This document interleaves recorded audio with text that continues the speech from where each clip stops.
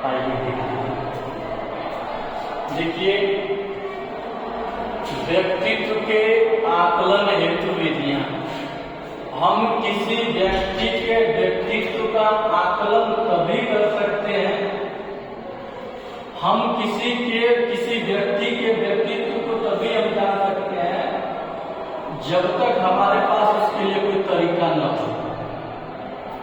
हम किसी भी व्यक्ति के व्यक्तित्व को कहने के लिए सबसे पहले उसका हमें परीक्षण करना चाहिए, सबसे पहले उसके बारे में हमको जानना चाहिए, तब जाकर के हम किसी को कुछ कह सकते हैं। क्योंकि व्यक्तित्व का मतलब होता है कि जो हमारा जीवन यापन किए रहते हैं 10 साल 20 साल के, उनके अंतर्गत जो कुछ हम हासिल किए रहते हैं वही हमारा क्या होता है, व्यक्तित्व होता है। अगर उसको हम अध्ययन सही से नहीं करेंगे, प्यारे बच्चों, अगर हम किसी को बिना अध्ययन किए बिना जाने अगर हम कहें तो अच्छा तरीका नहीं होता। तो इसलिए व्यक्तित्व के आकलन हेतु विधियां बनाई गई। वो मुख्यतः विधियां कितनी थी? 4। कितनी विधियां बनाई गई? 4। पहली विधि थी आत्मनिष्ठ विधि, दूसरी विधि प्रक्षेपण विधि, तीसरी विधि शारीरिक ठीक ना परीक्षण विधि, चौथी विधि मनोविश्लेषणात्मक विधि। यह 4 विधियां बनाई गई हैं किसी के व्यक्तित्व का आकलन करने के लिए, जिसमें पहली विधि है आत्मनिष्ठ विधि। इस विधि के अंतर्गत इतने पॉइंट आते हैं, इतने तरीकों से हम किसी के व्यक्तित्व का आकलन कर सकते हैं। ये तरीका है, ये रास्ता है, इस रास्ते के माध्यम से हम किसी व्यक्ति के व्यक्तित्व का पता लगा सकते हैं। जिसमें पहला बात क्या है? जीवन इतिहास विधि। जैसे क्या होता है कि हम लोग पढ़ते हैं ना, किसी का चरित्र, किसी का जीवन परिचय पढ़ते हैं ना, पढ़ने के बाद हम इतिहास उनका तुरंत आकलन कर लेते हैं ना। जिस प्रकार से महात्मा गांधी का हम संक्षिप्त इतिहास पढ़ लिए, जीवन परिचय पढ़ लिए, अम्बेडकर साहब का पढ़ लिए, सबका हम लोग थोड़ा थोड़ा पढ़े हैं। पढ़ने के बाद हम लोग निकालते हैं कि अम्बेडकर बहुत बड़े विद्वान थे। पढ़ने के बाद हम कहते हैं कि अम्बेडकर साहब बहुत बड़े विद्वान थे, वे 4 डॉक्टरेट उपाधियों से सम्मानित हुए थे। हम ये कहते हैं ना, कैसे कह पाते हैं? क्योंकि हम उनके बारे में अच्छे से क्या किए हैं? अध्ययन किए, तब जाकर के यह बात कह पाते हैं। चाहे महात्मा गांधी साहब बहुत सरल थे, अहिंसा के पुजारी थे, हम यह बात कैसे जानते हैं? इसलिए जानते कि उनके हम जीवन का इतिहास पढ़े हैं, तब ये हम बात कर सकते हैं कि महात्मा गांधी जी अहिंसा के पुजारी थे, तभी ना कहते हैं। इसलिए किसी के व्यक्ति के व्यक्तित्व का पता लगाना है तो सबसे पहली विधि क्या है? उसका पूरा इतिहास, उसका जीवन परिचय पढ़ लीजिए। क्या कर लीजिए? जीवन परिचय पढ़ लीजिए, उसका व्यक्तित्व का पता चल जाएगा। दूसरी विधि है आत्मकथा विधि। क्या है? आत्मकथा विधि। आत्मकथा का मतलब उसके द्वारा लिखित या उसके बारे में रचित, उसके बारे में लिखी गई बातों को अगर हम अध्ययन कर लेते हैं, तब भी हमको पता चल जाएगा कि उसका व्यक्तित्व क्या है। अब विचार करिए, हम किसी का व्यक्तित्व कैसे जानते हैं?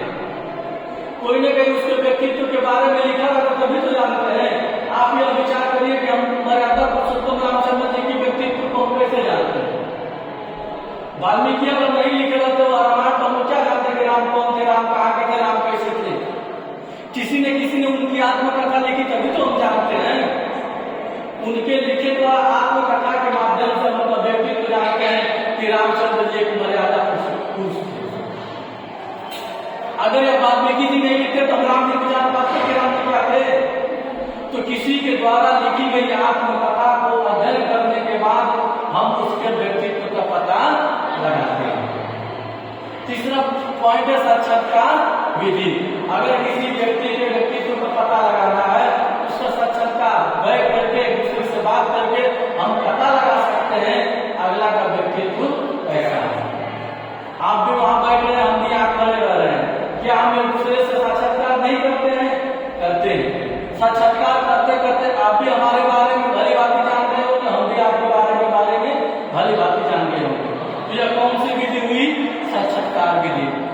प्रश्नावली विधि, प्रश्नों के माध्यम से हम किसी व्यक्ति के व्यक्तित्व का अगर हम पता लगाना चाहते हैं तो हम प्रश्न करके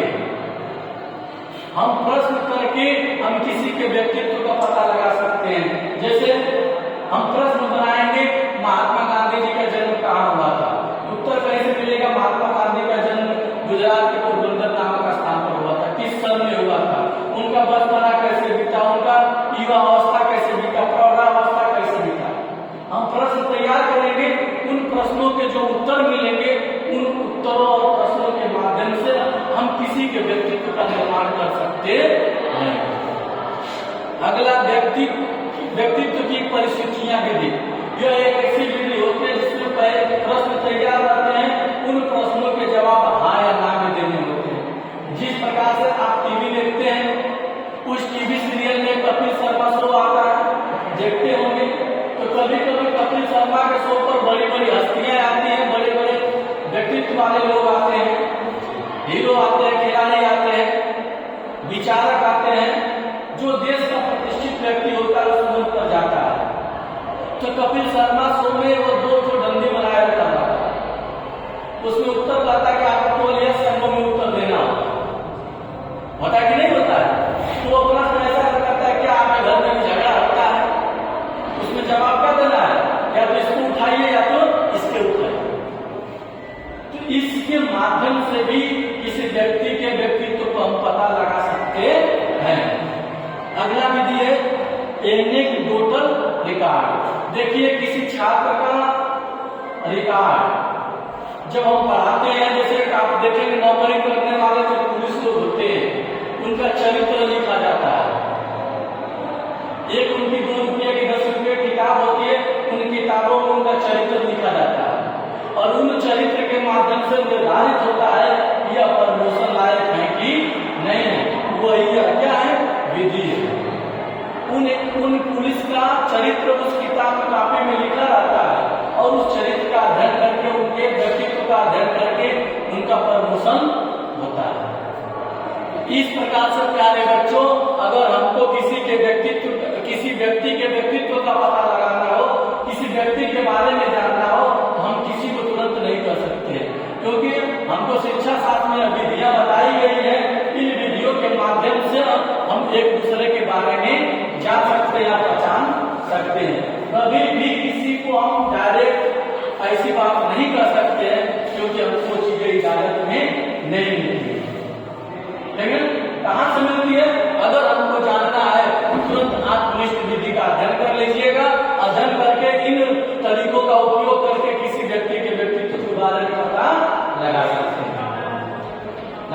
ना? चलिए धन्यवाद। अगली विधि क्या है? प्रक्षेपण विधि।